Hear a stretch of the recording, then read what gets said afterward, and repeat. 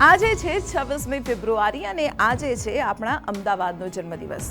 1411માં સુલતાન અહમદ શાહે જે શહેરનો પાયો નાખ્યો હતો તે આજે ભારતનું 5મું સૌથી મોટું શહેર બની ગયું છે। પણ શું તમે જાણો છો કે આ શહેરનું નામ અમદાવાદ કેવી રીતે પડ્યું?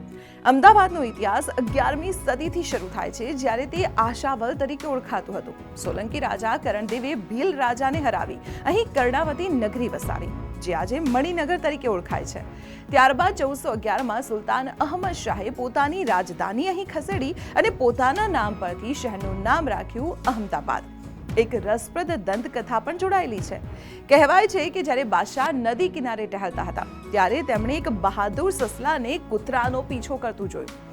આ જોઈ બાદશાહ પ્રભાવિત થયા અને બોલી ઉઠ્યા, જબ કુત્તે પે સસ્સા આયા તબ બાદશાહને શહેર બસાયા।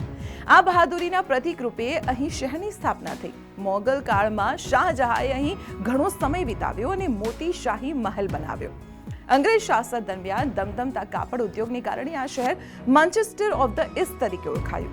1960 થી 1971 સુધી આ શહેર ગુજરાતનું પાટનગર પણ રહ્યું છે। આજે ભલે ગાંધીનગર પાટનગર હોય, પરંતુ રાજ્યનું દિલ તો આજે પણ અમદાવાદમાં ધબકે છે।